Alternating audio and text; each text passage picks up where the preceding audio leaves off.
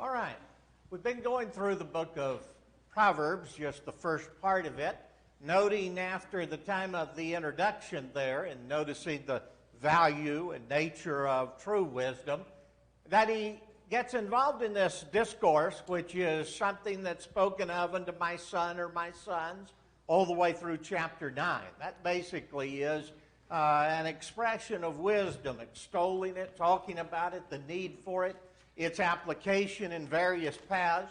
And then after that, you become having all of these different proverbs that may switch the subject every verse or so, to where you're talking about different things in a disjointed way. Just like life happens, you have all of those different things looked at. And a few times there are some that go together, like the worthy woman and other things like that you see sections being dealt with on a particular subject. What we're looking at right now is, as we go into Proverbs 3, we looked at the first part of that, and want to finish up with that this evening, the latter half of this proverb, or this chapter that we have not looked at so far. In Proverbs chapter 3, let's start out with verse 21 and go through 26. My son, let them not depart from your eyes. Keep sound wisdom and discretion. So they will be life to your soul and grace to your neck. Then you will walk safely in your way, and your foot will not stumble. When you lie down, you will not be afraid. Yes, you will lie down, and your sleep will be sweet.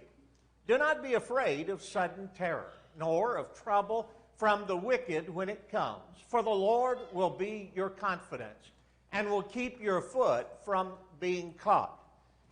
As he talks to this section, and my son, let them not depart from your eyes. What is he talking about, not departing from their eyes? Look in the previous verse as he talked about that, or really two verses of verses 19 and 20. That's one of those points where he goes in a kind of a chorus that comes out here in the midst of the what is it? Well, I'll get there in just a minute. I'll remember what I was wanting to have, the poetry. Anyway, the poetic verse that's going through, he has this kind of a chorus that comes along. In verses 19 and 20, he had said, the Lord by wisdom founded the earth, by understanding he established the heaven. By his knowledge the depths were broken up, and clouds dropped down dew. That idea of the wisdom, understanding, and knowledge, all of those being put in parallel there, are what are being talked about in verse 21 then, when he says, my son, do not let them depart from your eyes. You keep those. And then he names again, keep sound wisdom and discretion. By that, what happens, according to the writer? What does Solomon say keeping those will do? What will they help you in? All right, in this life, he talks about you'll walk safely in your way. You'll be having life to your soul. The idea there of life to your soul, that it will invigorate you from within, is the concept in a literal way. I think it's meant spiritually in this sense. Grace to your neck. We don't speak of grace to our necks. There are not too many good-looking necks around as far as I'm concerned, or fortunate necks, but that's the way they spoke of it. What was that meant? What was around the neck in Bible times? If you were one who was going to be adorned. Okay, something of value that was there to set apart who they were. And especially in the sense of royalty or nobility, that would be seen. And so here, instead of physical nobility or royalty, what are we talking about? Somebody who's set apart and distinguished by that wisdom and by the understanding and discretion that is pointed out. When you lie down, he says, you'll not be afraid. Well, why would you be afraid when you lie down? Your conscience is not right. Okay. All right. What else? You're worried. Okay. Wisdom would help me do what in either of those cases? When there's sin or when there's concerns that are deep. What will wisdom help me do? Think that through, correct? Reason through that, get the principles that have to do with God's wisdom and put that into effect. That's the idea of when you lie down, you'll not be afraid. Yes, you'll lie down and your sleep will be sweet. If one is bothered by that conscience, recognizing wrong in one's life, or they've got great concerns upon their mind, then it would be that they aren't able to sleep so well. You remember in Deuteronomy, we pointed out the passage where he talks about the idea of the sinners, that in the evening you'll say, would that it were morning, and the morning you'll say, would that it were evening. Why? Because when you're trying to lie down in the bed and sleep at night, you're bothered by your sin so much that you recognize you have a problem before God, and that keeps one from sleeping. Then you wake up and you go to work, start doing things, and your mind wanders to these things of wrong that are on your account. The fact that you recognize you're separated from God. And that causes concern through the day. So day and night, it's going to bother one. When you have that taken care of, then that sleep can be sweet. You remember what we talked about toward the end of the book of Ecclesiastes too. Who has a problem, by and large, with sleep at night?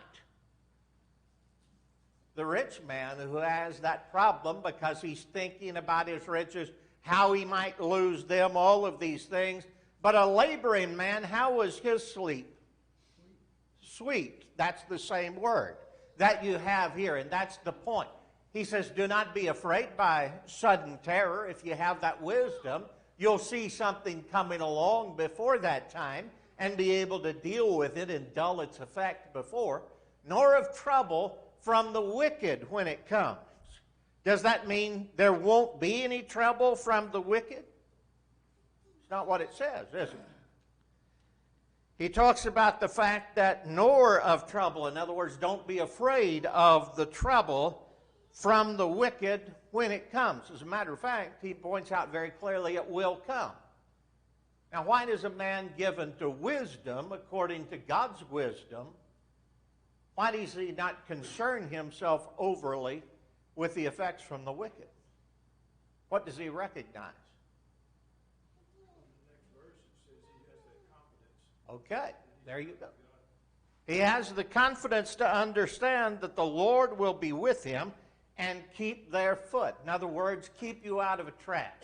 When you see that term, keep your foot from being caught, that's an idiom from the Hebrew. It talks about what you do with a bird. You put a bird in a trap. The trap was there so that when that bird might walk along, quail, something like that, then it would snap and that bird would be caught, or some other animal as well. You would have that caught. That was the sense of a snare and how it worked. You're not going to be ensnared by the evil of others. Why? Because you're going to recognize the better way that is there with God. And you're going to recognize that maybe it will be a problem for a moment when it comes, but it's not going to continue in that way. But God, in the end, will bring about the best there. Anything else in that one? All right. Next part of it, through the end of chapter 3. Do not withhold good from those to whom it is due, when it is in the power of your hand to do so. Do not say to your neighbor, go and come back, and tomorrow I will give it, when you have it with you. Do not devise evil against your neighbor, for he dwells by you for safety's sake. Do not strive with a man without cause, if he has done you no harm. You look at those things that are listed there. What do all those have in common?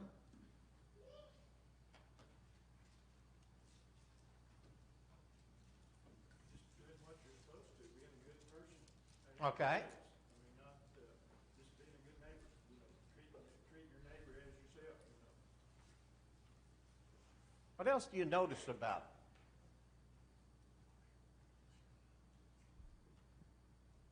it? Telling you what not to do instead of what to do. Okay. In the same sentence, don't do this. Okay. Do not withhold goods when you have it. Don't say to your neighbor, come back, when you have it with you. Don't devise evil against that neighbor. Don't strive with a man without cause. The first part of it talks about when you have it within you. Here's something that belongs to this, or you're going to give this to another. You do that without procrastination. You do not delay the good that you can do. Well, why would that need to be said? Don't delay the good that you can do. Do people ever delay doing good for some reason? Go ahead. I just kind of feel like we're not guaranteed 5 minutes from now. I didn't hear. What? I kind of look at it like we're not guaranteed 5 minutes Okay. from now. So All right.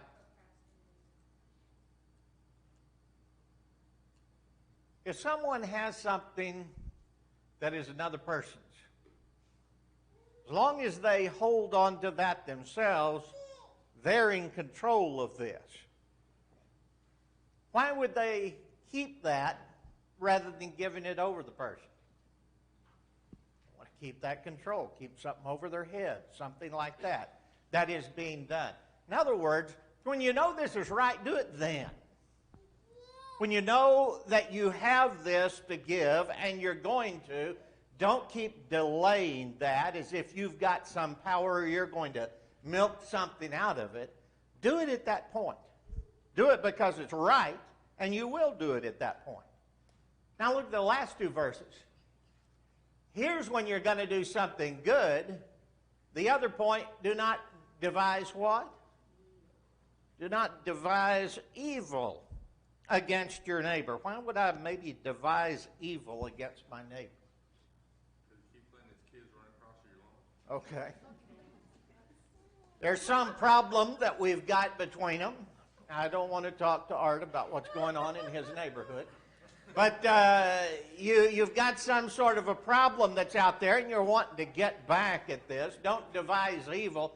Don't plan out what you're going to do some problem with him. Do not, let me see, there is the other part, verse 30. Do not strive with a man without cause, and then it's defined, if he what? Has done you no harm. What's the point of that? I mean, it's obvious. You don't do something wrong to someone when he's done nothing to you. In fact, you don't do wrong to someone, period. But the idea of your instigate, don't let you be the instigator of a problem. Not only are you not to devise it, in other words, think of that, plan out some wrong. When you dwell by him in safety, don't put your foot to the action then. Don't strive with another without cause if he has done you no harm. You remember what Paul says in Romans chapter 12? As much as in you lies, what? Be at peace with all men. That's the point that's being under here. You don't initiate that wrong. You don't start that evil. You don't plan it along the way. As much as in you is, you be at peace in that sort of a way. Now, why is this just good wisdom or a good way of living one's life apart from even the matter of doing what's right before God? How are you going to live with others if you live like this?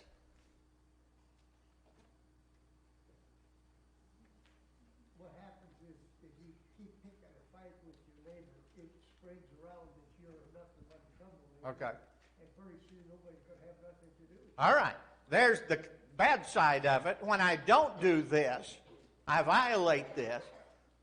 how's it going to help me with others if I live in a way of not being the one to initiate wrong or doing good to them when I have a chance, not trying to hold something over their head to have it to force them? What are you going to be seen as by those neighbors? All right, a good neighbor, somebody who takes care of people, someone who is having no problems in this life that could be avoided. You're living in a way that's peaceable. Go ahead. I know there's a couple more passages coming that are similar. Yeah. They all remind me of just, it's kind of this earthly wisdom about protection. It's protection for you and your neighbor. If you're good to your neighbor and you're in need of something, they're going to help you. Yeah. And vice versa. It's just kind of just godly wisdom, earthly wisdom, but it's a matter of protection for you and your neighbor against other things that can harm. Okay. Because if you're always kind to them, if they have a problem, they might come to you, and vice versa. I mean, it just works out. Okay. When you have a neighbor and you have that kind of sense of doing what's right, not trying to initiate any problem, trying to live peaceably with them, then there's a good interaction. You don't have to waste your time with a lot of problems. And really, that's what happens. Sometimes our failure to do that, or when you see problems in a kind of a situation with neighbors, they've not done what they should have done, and as a result of that, now they're having to waste time with trying to correct things down the line or prepare against something else happening to them, when it could have been just a good relationship where there just didn't have to be any friction to start with. Go ahead, Nevin. Maybe not totally to the point of this, but if we're going to be examples where we can teach others, if we don't do this, no one's going to care what you say. They're going to see what you do. Correct. So this gives you an opportunity to open a door. Right. Exactly. There's that way in which you show that life that is right before God, or show a path of wisdom. All right, as he finishes this thought then and goes on, do not envy the oppressor and choose none of his ways, for the perverse person is an abomination to the Lord, but his secret counsel is with the upright. The curse of the Lord is on the house of the wicked, but he blesses the home of the just. Surely he scorns the scornful, but gives grace to the humble. The wise shall inherit glory, but shame shall be the legacy of fools. You look at that and you say, okay, let's sum all that up. What does it say? Live in a way that's as you should according to wisdom and right. If you don't, what's going to happen to you? You're going to get the same results those who do evil get. It's going to be a problem that's there. But if you live in a way that's according to the counsel of God, there's not a curse against God or of others against you. Instead, it's a way that is a blessing instead of those things when you live according to his counsel. So, just several statements or ways of getting to the same thing as you're looking at this and going through the latter part of the third chapter. Anybody else got anything there? All right. When you look at these questions that we have, why is it smart to lean on God's understanding rather than our own?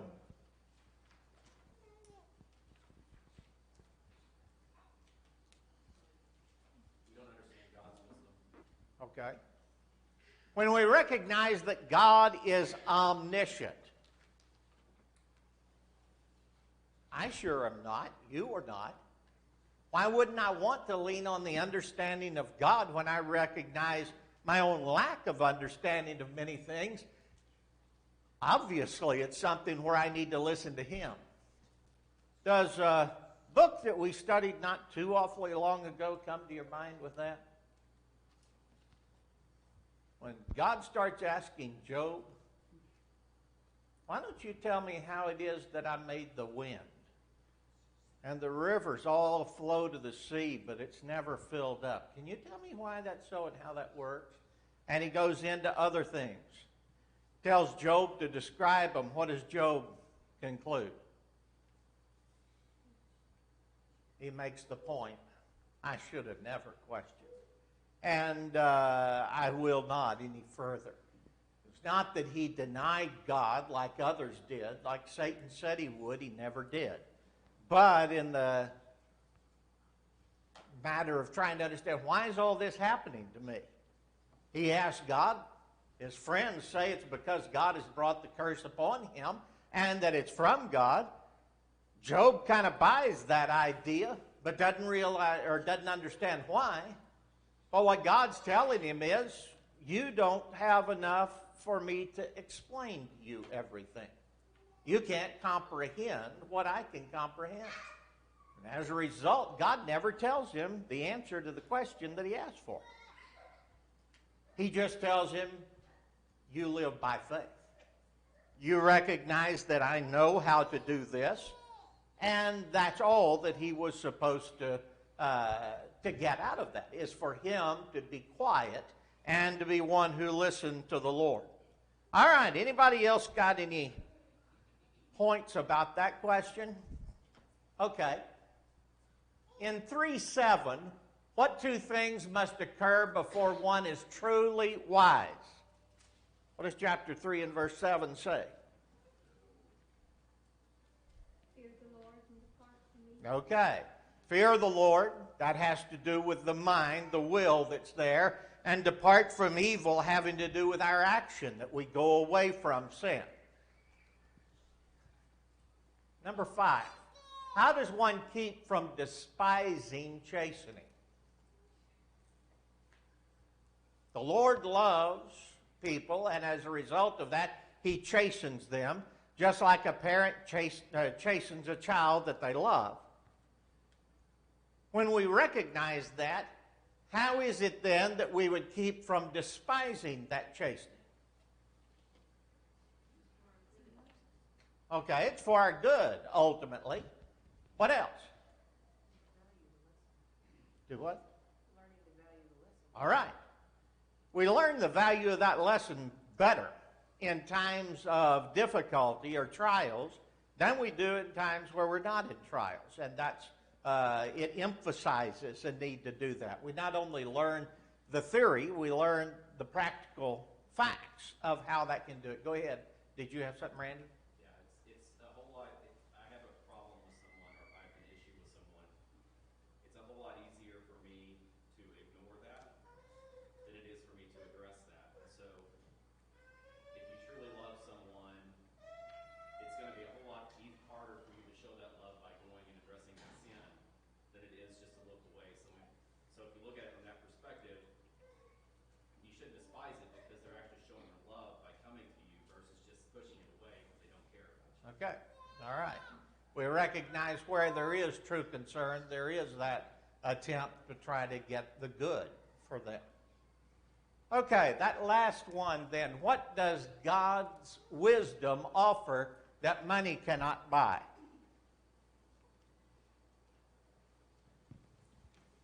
How's it better than money?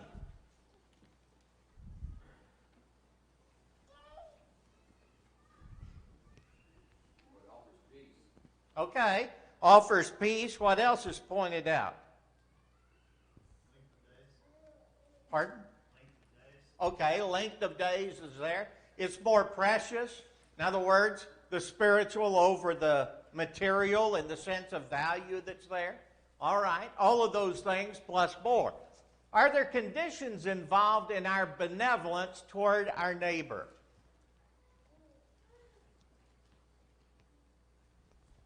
It says to whom you do. Okay. I think you have to use a little wisdom. Or when we have the power to do that. Obviously, if we don't have it, it's not something where it's within our power to do so. What else? Are there any preconditions, or are there any conditions that we would say at all that before we would help, something else must be present? While you notice it here in Proverbs, The answer would be, I don't find any of those things. But when you go to the New Testament, if I'm going to let somebody have some funds that are out there, they say, I want something to eat. Well, will you work for it? No, I don't like to work. I'm lazy. I'm going to stay lazy. What does the New Testament have to say about that? Okay, if a man won't work, neither let him eat. So in the sense of what other passages would say, we might recognize that, yes, there are conditions that are given, even though they're not noted here. That doesn't mean no conditions exist. We have to pull together other passages as well. The last one, number 11. In the end, what is the wicked's reward?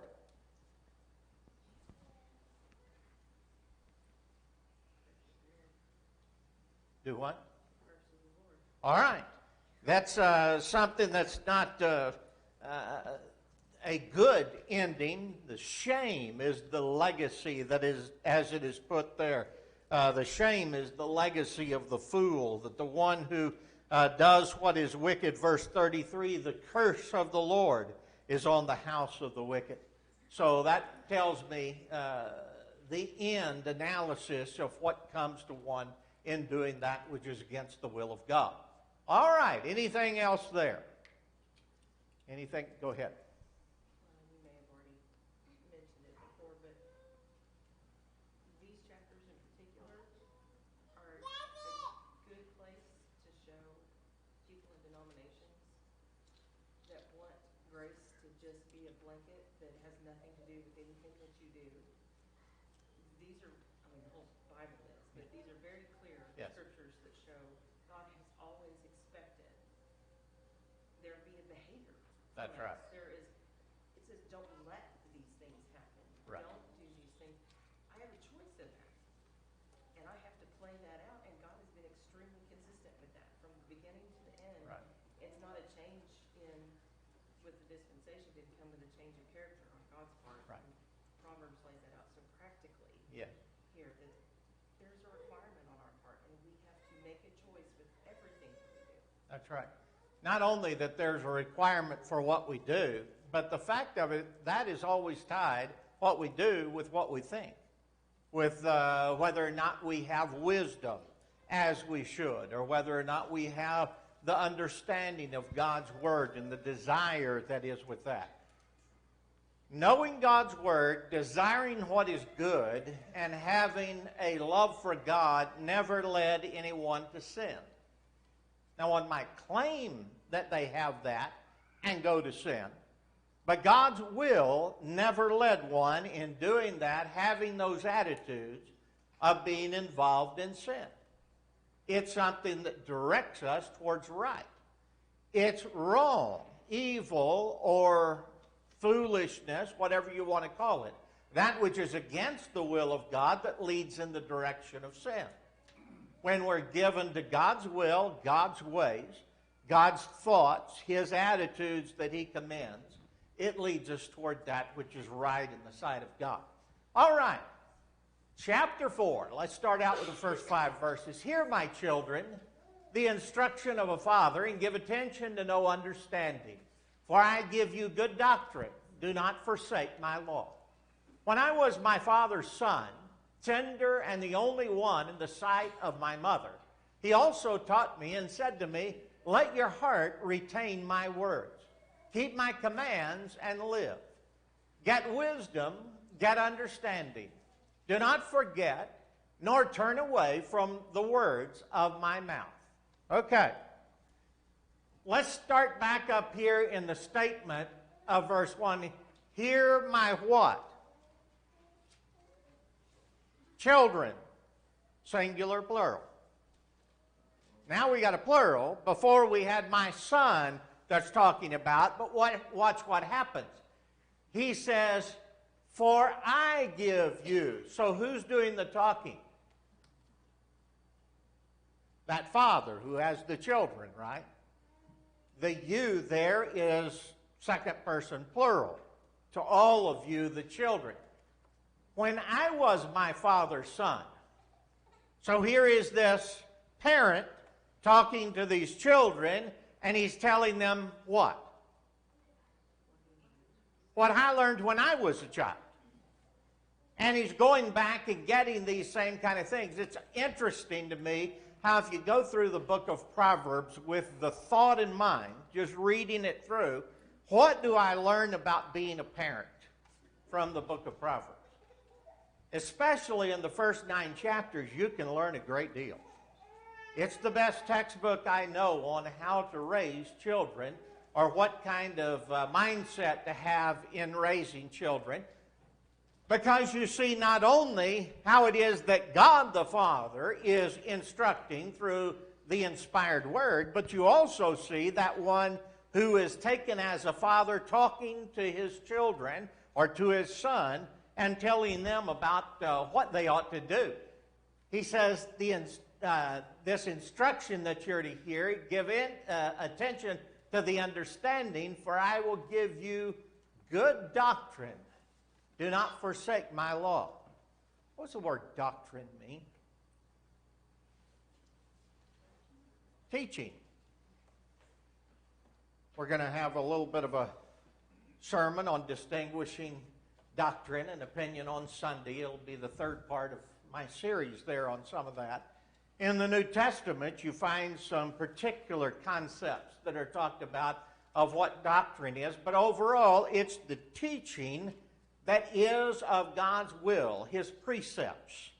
It's parallel with the term law, that which is given by God, which is His will, His commandments, His law, His instruction, whatever you want to call that.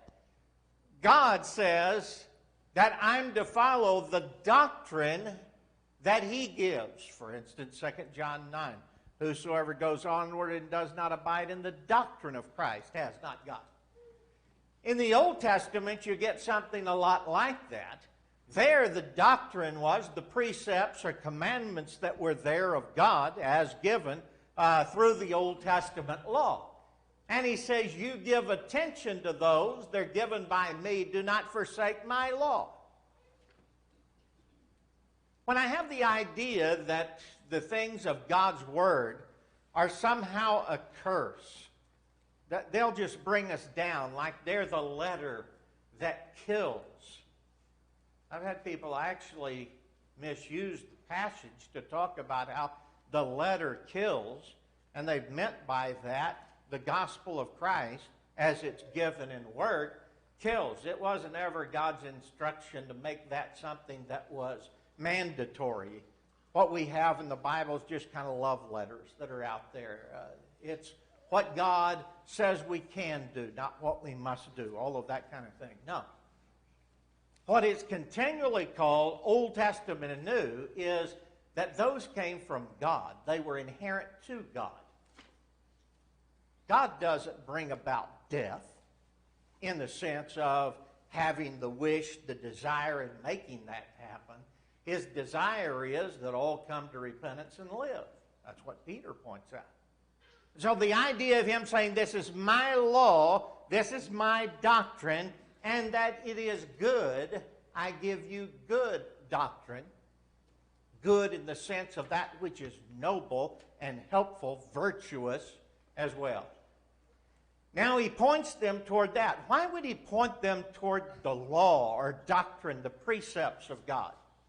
How were they going to get wise and get understanding and live in a way that was best? Through God's wisdom. He had given them that teaching.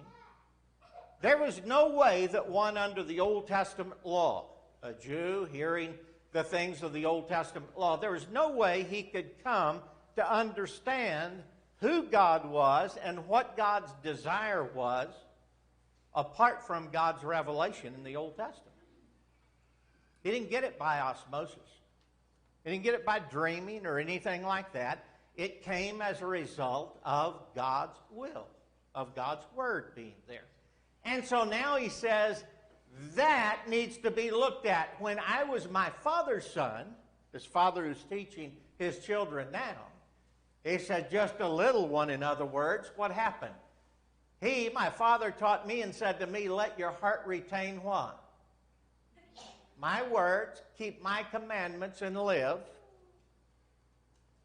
When you're a little bitty kid, I might not yet understand the words and the doctrine of God ultimately, but can I understand the instruction of my parent? I better. That's expected there. That this parent is communicating to what he needs to do. He says, that parent's saying, you need to retain my words. You'll be better off if you listen and remember it. Keep my commandments and live. Get wisdom, get understanding.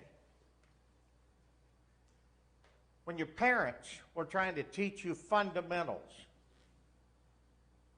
what did they start out teaching you? Those fundamental things, and then would they say something like, well, you can have this or not, you can forget about it if you want to. It's just some stuff I was putting out there for no purpose. That isn't what parents do, is it? We put something out there because we want that child to learn it, because we're meaning it for the good of that child. Now, when we learn about that from a parent, that parent really wanted what was best for us, and when we do that, it's better for us, what's the ultimate lesson we're trying to learn? Or we're trying to teach them? All right, of God's will. That we're teaching them, you obey my laws, what I'm telling you. You listen to these principles. The ultimate point of that is, then you're trying to point them toward the ultimate authority of God. If a child isn't taught the authority of a parent, there's very little chance they're going to learn the authority that's there of a teacher in school or a policeman or something with the law of the land or ultimately with God. That path is first taught within the home. So when we do not teach that, what happens? We're giving that child a disadvantage. We're making that child think, well, now here's what they said, but they've said this 15 times and they had never done anything about it. That's not a good way of teaching and training a child of the way that God is. God intends us to learn, to know it, and to put it into action. And we've got to do that ourselves as well as we're teaching the young ones along the way. Sherry, you had something. What we want is our children to grow up and to have wisdom. But I know sometimes because of a tender heart or we think compassion toward them, we actually shield them from natural consequences of their actions. And that's bad because it's robbing them of the opportunity to become wise. If I let my child, I tell them, don't touch that iron, it's hot, and they keep wanting to, and finally they do, they understand, oh, that is not good. But when we constantly shield them and not let them suffer their own consequences, then we really are doing them a grave dishonor. Absolutely. They cannot ever be wise on their own if everything we just say, well, that's all right, I love you, so I'll let you do this or that. That idea of continually making the same warning. If you do this, you're going to get whatever. Then they do it again. I've told you before. I'm telling you again, this, that, and the other. Well, stop telling it and do it. Is the point of that. If you're going to just say it the whole time and there's never going to be the consequence, then what you're teaching a child is rebellion. You can get by with doing this. And if they learn that with parents, guess what they're going to do in the classroom? Teachers would probably be ready to tell us who are in here. We recognize what happens as they go on down then towards the law or towards God as well in that sort of way. So you retain those things. You get wisdom, you get understanding. Both of those are a command. It isn't let wisdom come to you. This is the active voice. It is what you do. You go out and get that wisdom or you get that understanding. Do not forget nor turn away from the words of my mouth. The child gets that understanding, gets that wisdom from the words of the parent's mouth. Now, that parent, when he gives them from the mouth, where did he get that? Not only ultimately from his parent, but ultimately from God. And an understanding of God's will. All right. Anybody got anything else there? Let's keep going then. Verses 6 through 9. Do not forsake her, speaking of wisdom, and she will preserve you. Love her, and she will keep you. Wisdom is the principal thing. Therefore, get wisdom. And in all you're getting, get understanding. Exalt her, and she will promote you. She will bring you honor when you embrace her. She will place on your head an ornament of grace, a crown of glory she will deliver to you. This wisdom that is to be had to not forsake and keep there with us gives a sense of a preserving of our life. The idea is there of something that keeps something alive or keeps that fresh. And he says, you love that wisdom, and she will keep you. In other words, you act in the right way towards it, getting it, keeping it, understanding it.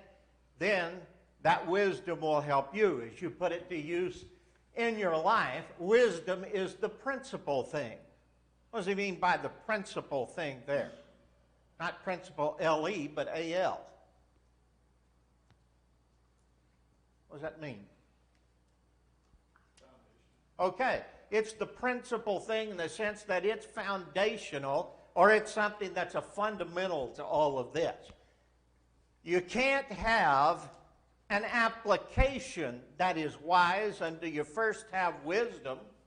You can't have that wisdom without first having the understanding that's going to bring you there. So the idea is you get as a foundational point that wisdom to dwell with you. Exalt her, she will promote you. In other words, value her. Value wisdom. Do you notice that there's some people who just don't seem to have any particular value for wisdom?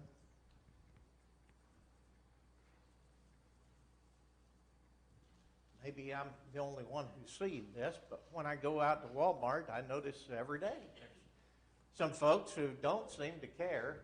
They've got no sense about them. Things that are done are obvious that they're just, they wake up in a new world every morning or something. Why? Because they hadn't applied themselves to that. Wisdom's not something that just gets sucked in somehow to our brain. It's something that you have to make an application of to get. And by doing that, what you do is you exalt it. You have to value it. It has to be something that you recognize you need and embrace that. Then what happens? She will place on your head an ornament of grace, a crown of glory she will deliver to you. There's that sense of nobility or of one who's of royalty. And that's not in the sense of literal royalty or nobility. It's talking about of character that's there. That's what happens when that wisdom is made a part of your life in that way. I'm going to go on real quick here and notice something in the next few verses. Hear my son and receive my sayings, and the years of your life will be many. I have taught you in the way of wisdom. I have led you in right paths. When you walk, your steps will not be hindered, and when you run, you will not stumble. Take firm hold of instruction. Do not let go. Keep her, for she is your life.